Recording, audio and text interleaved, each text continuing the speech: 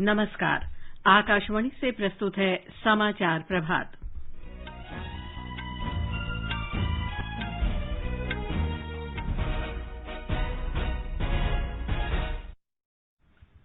प्रधानमंत्री नरेंद्र मोदी पंडित दीनदयाल उपाध्याय की जयंती के अवसर पर आज देश भर के भाजपा कार्यकर्ताओं को संबोधित करेंगे। प्रधानमंत्री ने विभिन्न आयु वर्ग के लिए फिटनेस प्रोटोकॉल जारी किया, स्वस्थ रहने के लिए नियमित व्यायाम करने को कहा। सरकार ने कोविड की मार झेल रही कंपनियों को बचाने के लिए दिवाला अशोधन अक्षमता संहिता को 3 और महीनों के लिए स्थगित किया।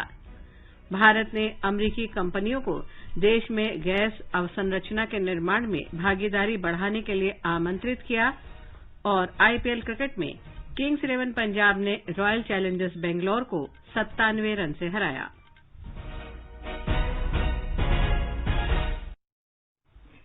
समाचार प्रभात के इस अंक में देवेंद्र त्रिपाठी के साथ मैं लवलीन निगम। महात्मा गांधी की 150वीं जयंती के अवसर पर आज से समाचार प्रभात की शुरुआत विशेष श्रृंखला बापू की बात से हो रही है।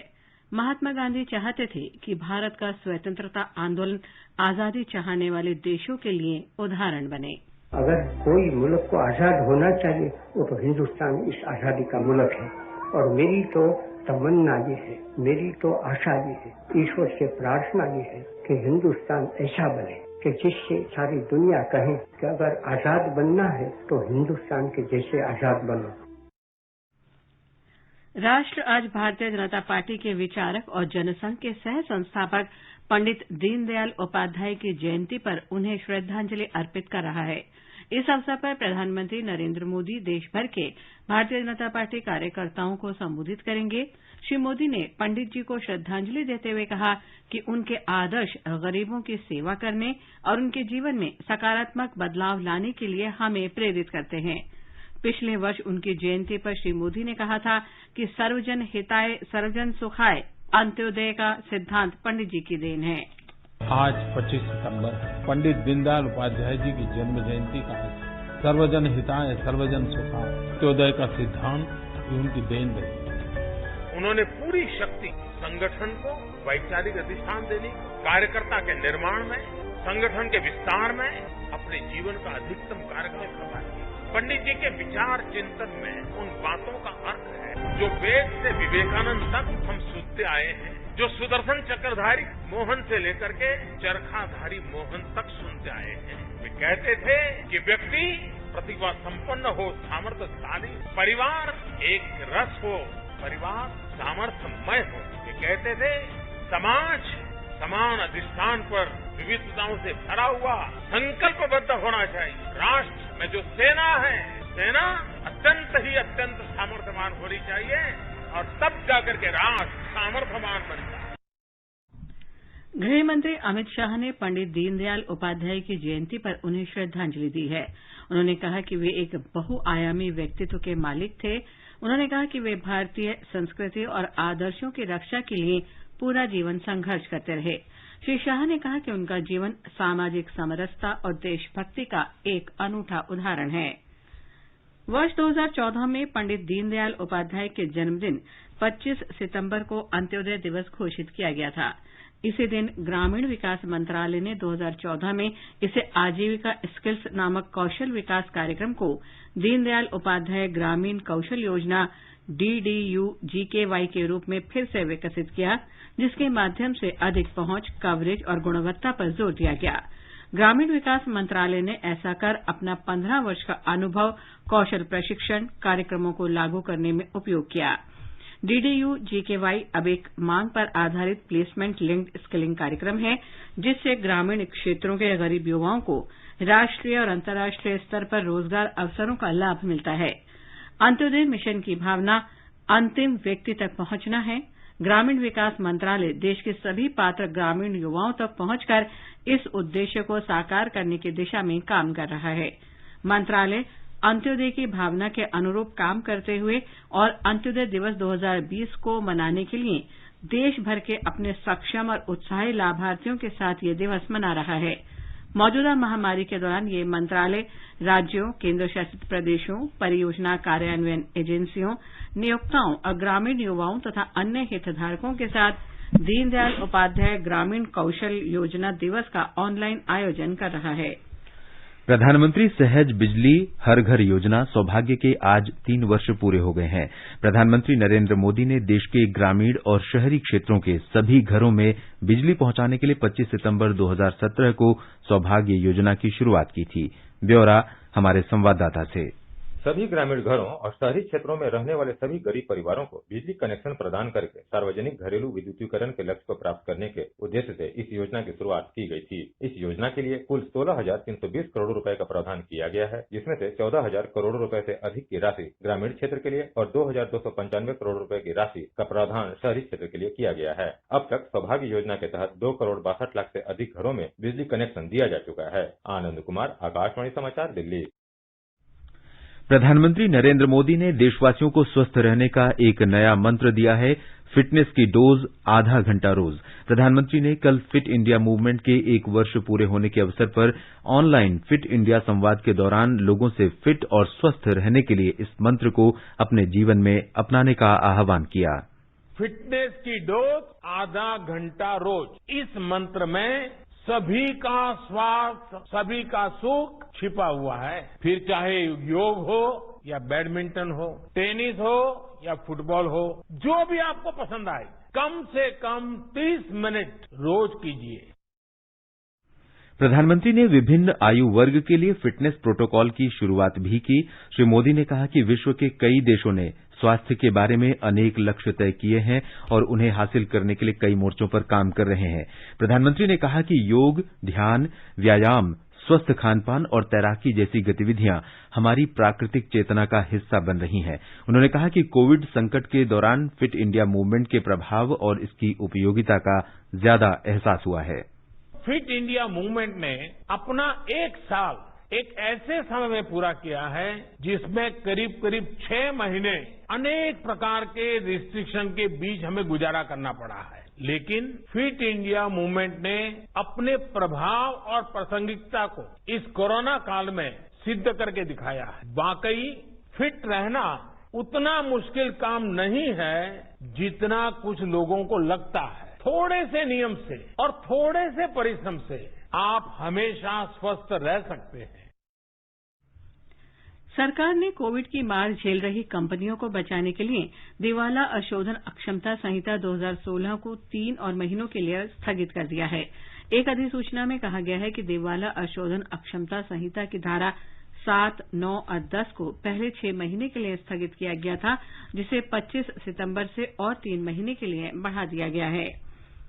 कृषि मंत्री नरेंद्र सिंह तोमर ने कहा है कि संसद में पारित कृषि विधेयक देश के किसानों के जीवन में क्रांतिकारी परिवर्तन लाएंगे।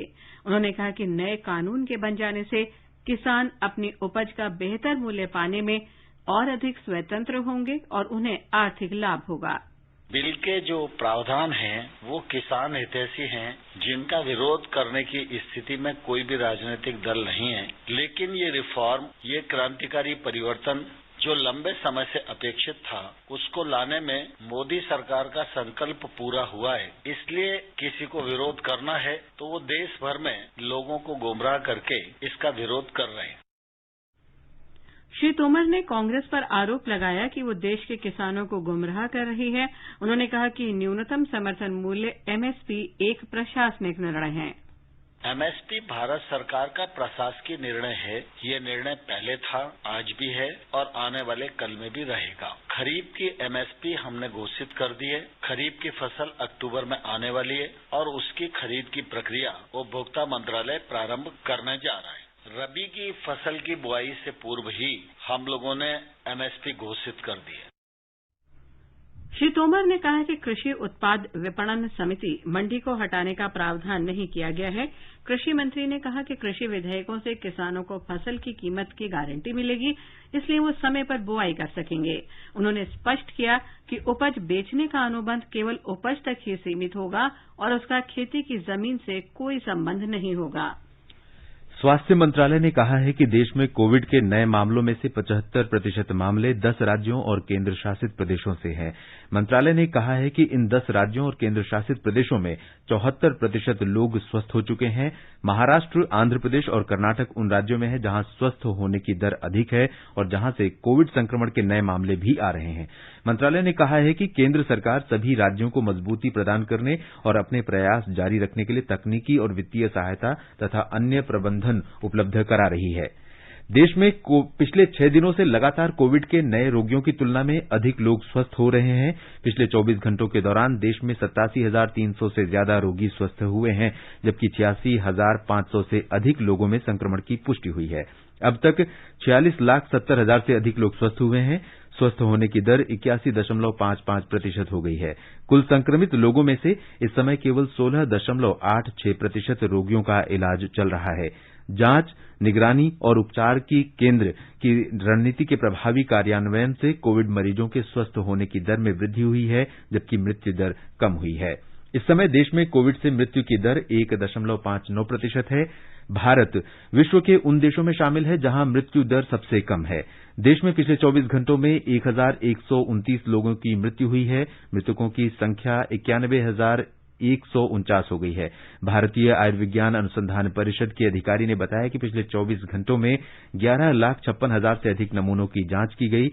अब तक 6,74,00,000 से अधिक नमूनों की जांच की जा चुकी है। इस समय देश में 1,810 प्रयोगशालाओं में कोविड जांच की जा रही है।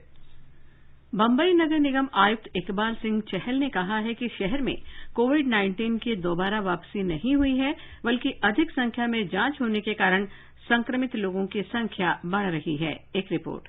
बीएमसी आयुक्त इकबाल सिंह चहल ने कहा कि कोविड-19 मामले की बढ़ी हुई संख्या परीक्षण के कारण है। उन्होंने कहा कि मुंबई में पहले 60,000 के मुकाबले एक दिन में 15,000 से अधिक परीक्षण किया जा रहा है। पहले प्रतिदिन किए जाने वाले 60,000 परीक्षणों में 1,100 सकारात्मक रोगी सामने आ रहे थे, जो अब दुगनी से अधिक परीक्षण के साथ लगभग 2,000 सकारात्मक रोगियों तक पहुंच गए हैं। उन्होंने कहा कि बीएमसी एक दिन में 20,000 से अधिक परीक्षण करने की योजना बना रही है। उन्होंने कहा कि वर्तमान में मुंबई में मृत्यु दर 4.5% से अधिक है, जिसे 2.2% पर लाना है। देवप्रिय भट्टाचार्य जी, आकाशवाणी समाचार, मुंबई। गुजरात में पिछले 24 घंटे के दौरान कोविड-19 के 1,408 मामले सामने आए हैं। इसके साथ ही इन मामलों की संख्या 1,28,949 हो गई है। रोजाना संक्रमण के नए मामलों की तुलना में गुजरात देश में 18वें नंबर पर है। गुजरात में कल 1,510 मरीज ठीक होने के साथ राज्य में मरीजों के ठीक होने की दर 84.69% हो गई है। राज्य में अब तक 1,09,211 मरीज ठीक हो चुके हैं। कुल 40,48,000 से अधिक लोगों का कोविड-19 के लिए परीक्षण किया जा चुका है। इसमें से 61,904 परीक्षण कल एक ही दिन में किए गए। राज्य में सबसे अधिक 278 नए मामले कल सूरत में दर्ज हुए। इस वक्त राज्य में 16,354 सक्रिय मामले हैं, जिसमें से 89 मरीज वेंटिलेटर पर है। कल 14 मरीजों की मृत्यु के साथ कोविड-19 से जान गंवाने वाले मरीजों की संख्या 3,384 हो चुकी है। योगेश पंड्या, आकाशवाणी समाचार, अहमदाबाद। छत्तीसगढ़ में कोरोना से संक्रमित लोगों की संख्या में लगातार वृद्धि होने के साथ ही राज्य में बड़ी संख्या में कोविड की जांच की जा रही है। हमारे संवाददाता ने बताया है कि अस्पताल और प्राथमिक स्वास्थ्य केंद्रों के अलावा सचल दल भी कोरोना जांच का काम कर रहे हैं। छत्तीसगढ़ में कोरोना संक्रमित मरीजों की पहचान के लिए वर्तमान में 832 केंद्रों में रैपिड एंटीजन किट से कोरोना की जांच की जा रही है। इनमें से 539 केंद्र ग्रामीण क्षेत्रों में हैं, वहीं 36 केंद्र शहरी क्षेत्रों में बनाए गए हैं। जांच की सुविधा शासकीय मेडिकल कॉलेजों, जिला अस्पतालों, सिविल अस्पतालों और शहरी तथा ग्रामीण प्राथमिक तथा सामुदायिक स्वास्थ्य केंद्रों में उपलब्ध कराई गई है। इसके अलावा मोबाइल टीमों द्वारा भी कोरोना की जांच की जा रही है। प्रदेश में अब तक लगभग 10 लाख नमूनों की जांच की जा चुकी है। राज्य के स्वास्थ्य विभाग ने कोरोना जांच रिपोर्ट ऑनलाइन उपलब्ध कराने की व्यवस्था की है। इसके लिए एक खास पोर्टल बनाया गया है। कोरोना जांच करवाने के बाद कोई भी व्यक्ति इस पोर्टल पर अपनी रिपोर्ट देख सकता है। विकल्प शुक्ला, आकाशवाणी समाचार, रायपुर। तमिलनाडु सरकार ने 1 अक्टूबर से उच्च कक्षाओं के विद्यार्थियों को अपने अध्यापकों से विषय के बारे में मार्गदर्शन प्राप्त करने के लिए स्कूल जाने की अनुमति दे दी है। राज्य सरकार ने कहा है कि एक दिन में किसी भी कक्षा के केवल 50% विद्यार्थी ही विद्यालय आ सकेंगे। एक रिपोर्ट।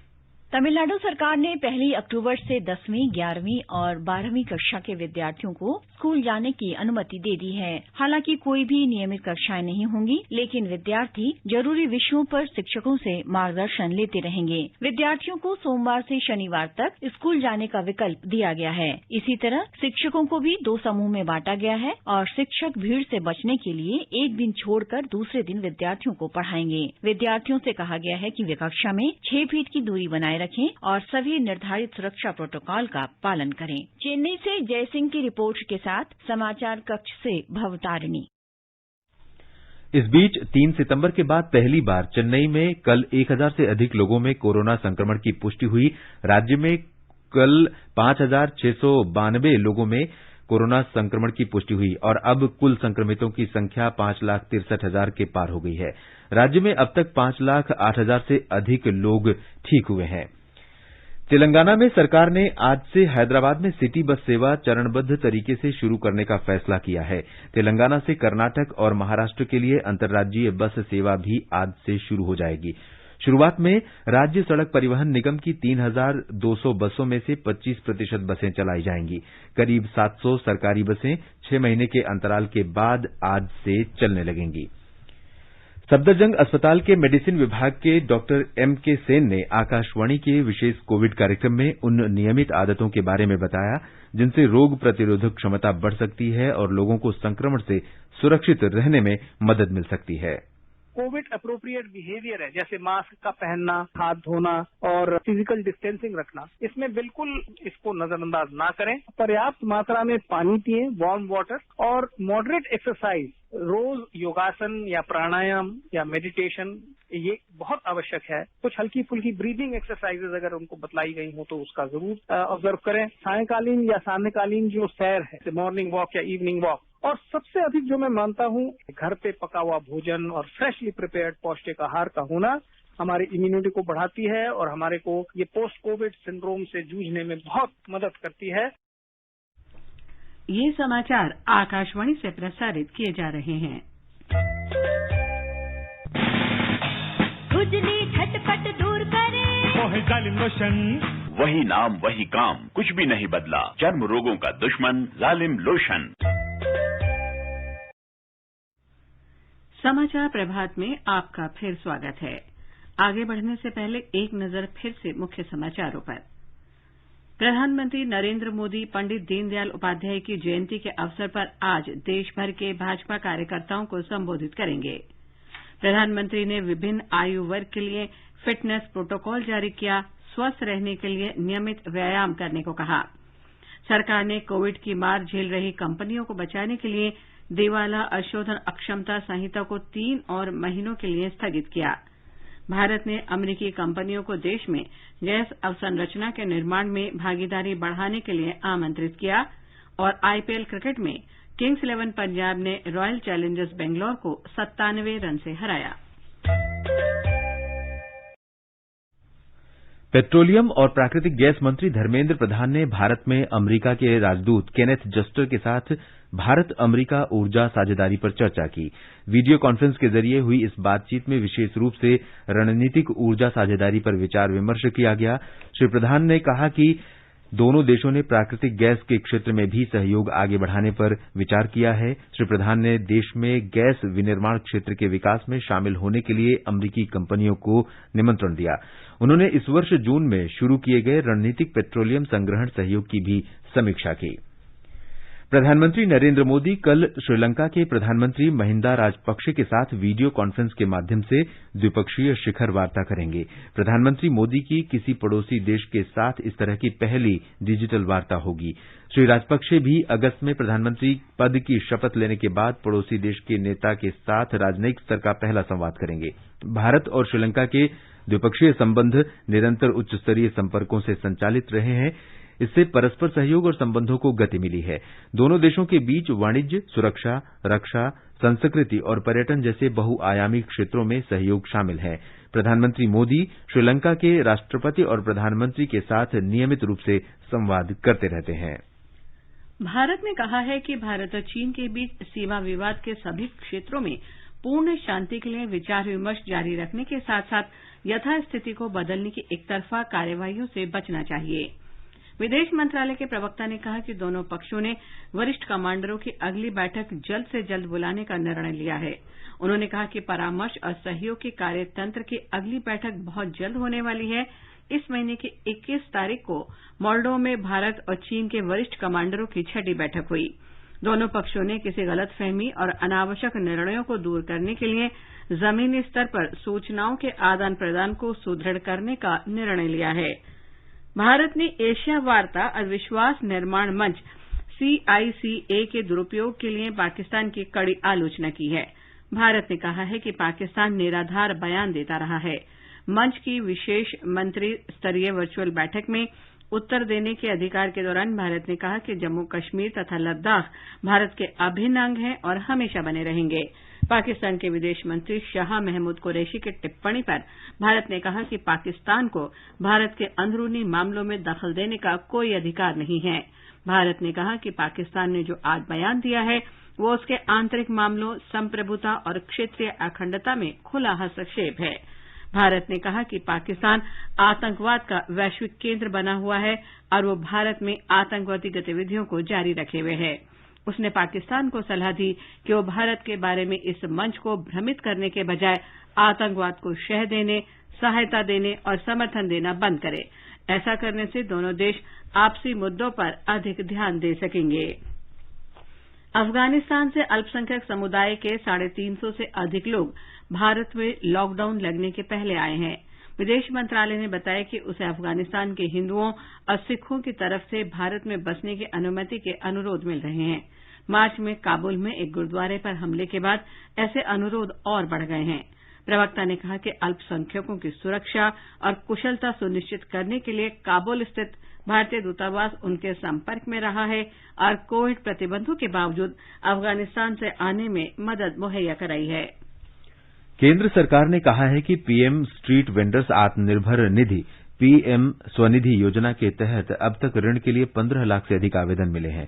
आवास और शहरी कार्य मंत्रालय ने कहा है कि इन आवेदनों में से 5.5 लाख से अधिक ऋण मंजूर किए गए हैं। करीब 2 लाख आवेदकों को ऋण वितरित कर दिए गए हैं। मंत्रालय कोविड लॉकडाउन के बाद कारोबार फिर शुरू करने के लिए 50 लाख स्ट्रीट वेंडर्स को बिना गारंटी ऋण उपलब्ध कराने के लिए पीएम स्वनिधि योजना लागू कर रहा है। ऋण मंजूर करने की प्रक्रिया में तेजी लाने और ऋण प्रक्रिया आसान बनाने के लिए आवेदनों को सीधे बैंक शाखाओं में भेजने का फैसला किया गया है। ये आवेदन वेंडर की पसंद या उसके खाते संबंधी बैंक शाखा में भेजे जा रहे हैं। उत्तर प्रदेश सरकार ने राज्य में विद्यार्थियों को शिक्षण, करियर काउंसलिंग और रोजगार के बारे में मार्गदर्शन के लिए यूराइज नाम से एक एकीकृत पोर्टल शुरू किया है। मुख्यमंत्री योगी आदित्यनाथ ने कहा कि राष्ट्रीय शिक्षा नीति 2020 के बाद शिक्षा क्षेत्र में बहुत बड़ा सुधार कार्यक्रम है। उन्होंने कहा कि इस कार्यक्रम से विद्यार्थी व्यवहारिक और तकनीकी ज्ञान से जुड़ जाएंगे। मुख्यमंत्री ने कहा कि राज्य सरकार राष्ट्रीय शिक्षा नीति लागू करने के साथ साथ एकीकृत पोर्टल शुरू करने वाला पहला राज्य है। एक रिपोर्ट। लगभग 20 लाख तकनीकी और व्यावसायिक शिक्षा पाने वाले छात्रों और विशेषज्ञों को इस पोर्टल से फायदा होगा। इस पोर्टल पर मौजूद ई कंटेंट, ई लाइब्रेरी और ऑनलाइन पाठ्यक्रम का फायदा राज्य के दूर दराज के क्षेत्रों में मौजूद छात्र भी उठा सकेंगे। ये पोर्टल छात्रों को हर उपयोगी जानकारी मुहैया कराएगा, जिसमें ऑनलाइन परीक्षा, डिजिटल कंटेंट, डिजिटल मूल्यांकन, डिजिटल परीक्षा पत्र, वेबिनार, इंटर्नशिप, ई लाइब्रेरी, रिकॉर्डेड वीडियो सामग्री और नौकरियों से जुड़ी जानकारियां शामिल हैं। पोर्टल की लॉन्चिंग के मौके पर मुख्यमंत्री योगी आदित्यनाथ ने कहा कि ये योजना दूसरे राज्यों के लिए भी एक मिसाल साबित होगी और तकनीक के इस्तेमाल से बड़ी चुनौतियों का सामना करने में मदद मिलेगी। सुशील चंद्र तिवारी, आकाशवाणी समाचार, लखनऊ। मध्य प्रदेश में बांधवगढ़ बाघ अभयारण्य में कई तरह के काम कर रहे 15 हाथी इन दिनों एक हफ्ते के पिकनिक पर हैं। वार्षिक हाथी महोत्सव के रूप में ये पिकनिक प्रतिवर्ष आयोजित की जाती है। ब्यौरा हमारे संवाददाता से।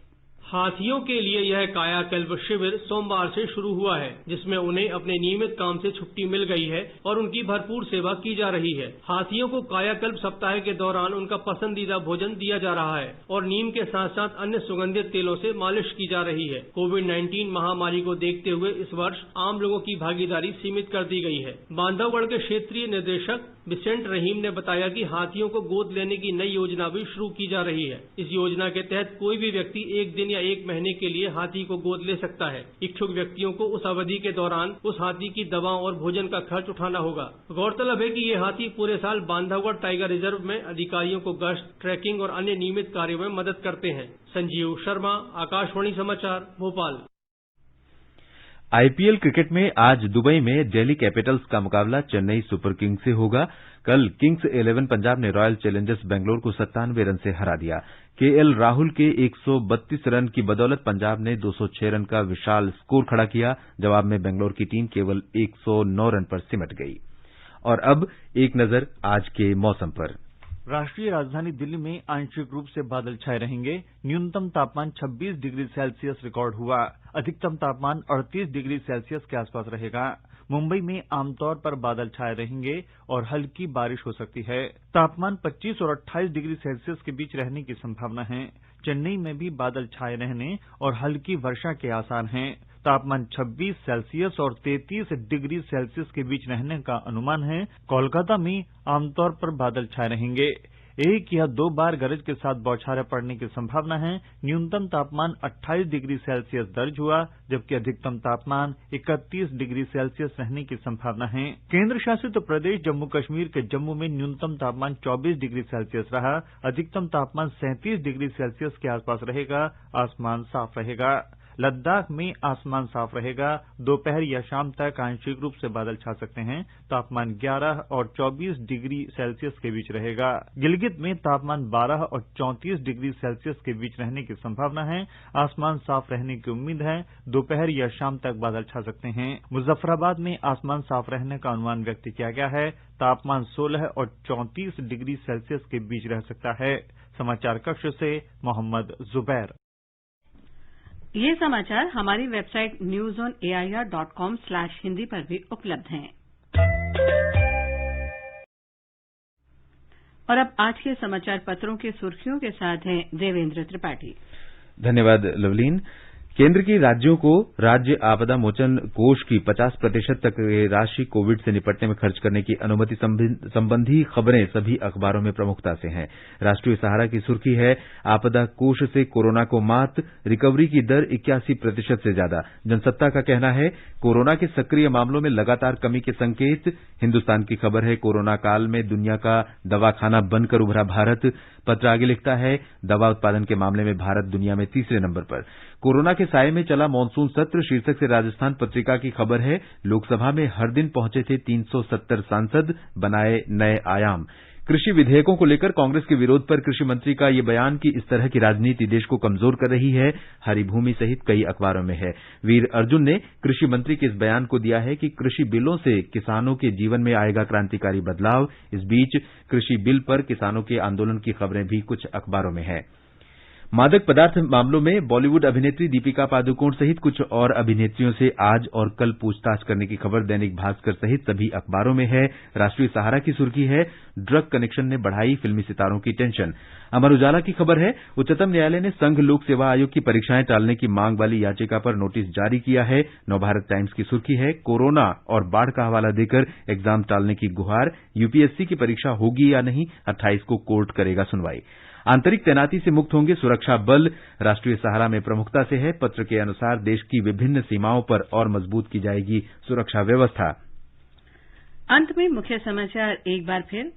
प्रधानमंत्री नरेंद्र मोदी पंडित दीनदयाल उपाध्याय की जयंती के अवसर पर आज देश भर के भाजपा कार्यकर्ताओं को संबोधित करेंगे। प्रधानमंत्री ने विभिन्न आयु वर्ग के लिए फिटनेस प्रोटोकॉल जारी किया, स्वस्थ रहने के लिए नियमित व्यायाम करने को कहा। सरकार ने कोविड की मार झेल रही कंपनियों को बचाने के लिए दिवाला अशोधन अक्षमता संहिता को 3 और महीनों के लिए स्थगित किया। भारत ने अमेरिकी कंपनियों को देश में गैस अवसंरचना के निर्माण में भागीदारी बढ़ाने के लिए आमंत्रित किया। और आईपीएल क्रिकेट में किंग्स 11 पंजाब ने रॉयल चैलेंजर्स बेंगलोर को 97 रन से हराया। और अब आपको बापू के प्रिय भजन वैष्णव जन तो के साथ छोड़े जा रहे हैं। इस भजन को उज्बेकिस्तान के कलाकारों ने गाया है। वैष्णव जन तो